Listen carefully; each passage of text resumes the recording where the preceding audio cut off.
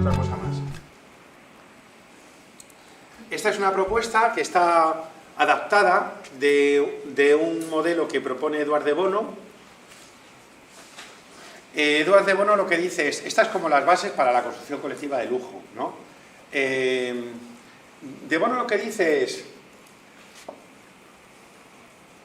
no hay un pensamiento, hay varios, y tienen lógicas distintas, y cuando los mezclamos, minimizamos algunos de ellos.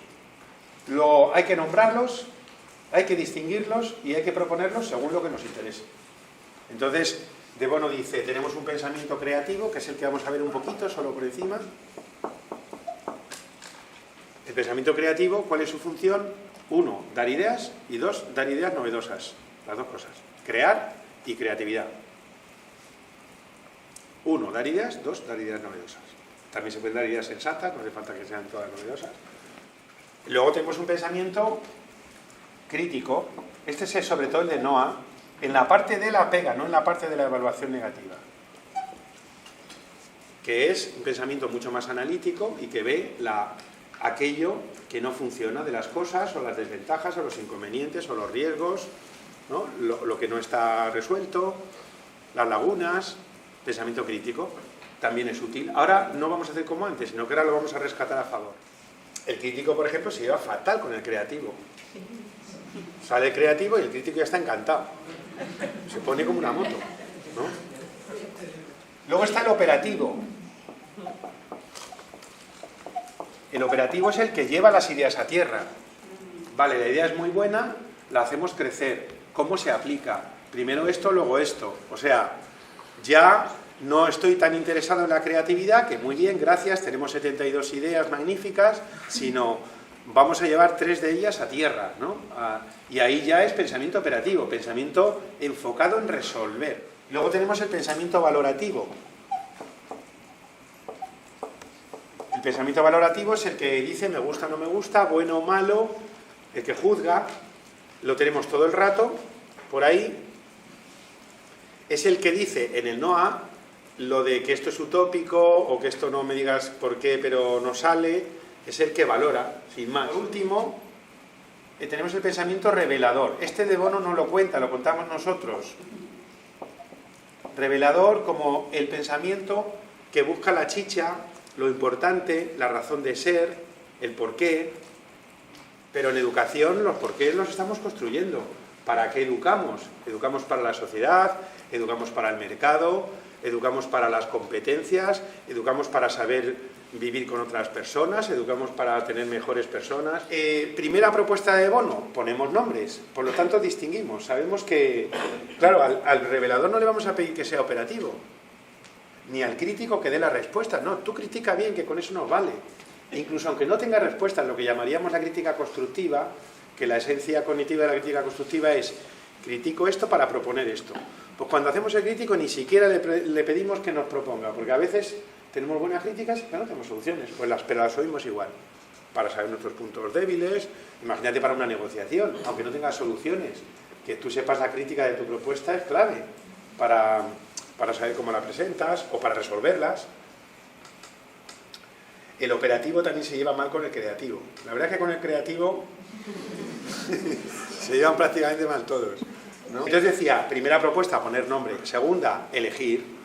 Elegimos el pensamiento, ¿no? ¿Cómo lo hacemos? A través de técnicas o a veces con sugerencias sencillas, que es ahora, si os parece, un momento más creativo. Y entonces no os preocupéis porque las ideas no sean del todo cabales o no se puedan llevar, sino que lo que vamos es a decir ideas que puedan ponernos esto en marcha. Bien, entonces me voy a detener solo en este, a través de una técnica que conocéis pero que no valoráis adecuadamente. Entonces, por eso me paro en esto. Entonces, cogemos el creativo y vamos con ¿qué es lo que le pasa al cerebro con el creativo? Bueno, pues el cerebro tiene una regla que sería algo así, lo que llamamos la valoración automática. Lo que hace el cerebro es valora todo lo que se menea. Esto es como una instrucción de nuestra manera de funcionar en la cabeza, que es valoramos todo. Entonces alguien dice una idea Y tú automáticamente, incluso antes de que te des cuenta, ya has dicho en tu cabeza, vaya chorrada que acaba de decir. O, qué bien suena. O esto aquí no vale. Esto sale automáticamente, o sea, valoración automática. Lo que propone la tormenta de ideas, por eso no es una tecniquilla más, es una técnica que abre la cabeza a otro tipo de pensamiento. Lo que propone la tormenta de ideas es lo que se llamó ya en los años 50 la suspensión temporal del juicio.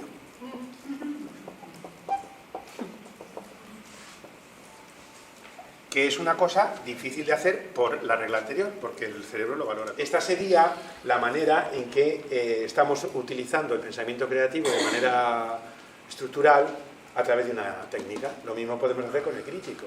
Una técnica que se llama el informe negro, que cogemos algo y lo criticamos. Venga, vamos a criticar los exámenes. Vamos a criticar nuestro sistema de información del centro a la comunidad educativa. Vamos a criticar el sistema de cómo archivamos las actas. Y lo criticamos. Entonces ahora, licencia. Es que no tengo soluciones. Bueno, pues sí que lo que queremos son críticas. Entonces lo que hacemos es, nos separamos momentáneamente.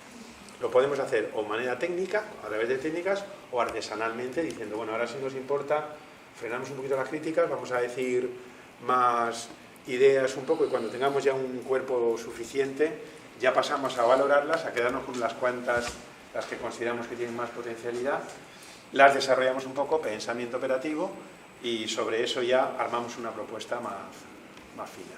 Se puede hacer artesanal o se puede hacer a través de técnicas. El mero hecho de tener este esquema en la cabeza te va a ayudar mucho, porque te va a permitir leer lo que está haciendo el grupo en función de lo que quieres. Ahí sí que ya vas a tener muchos más instrumentos, porque me está saliendo mucho crítico y correcto, pero no tengo chicha. Luego, no es lo que más me interesa. Siendo correcto. En el debate clásico eso no lo distingue. Si es correcto, le parece bien. Ya, pero seguimos sin tener chicha. ¿Queda claro?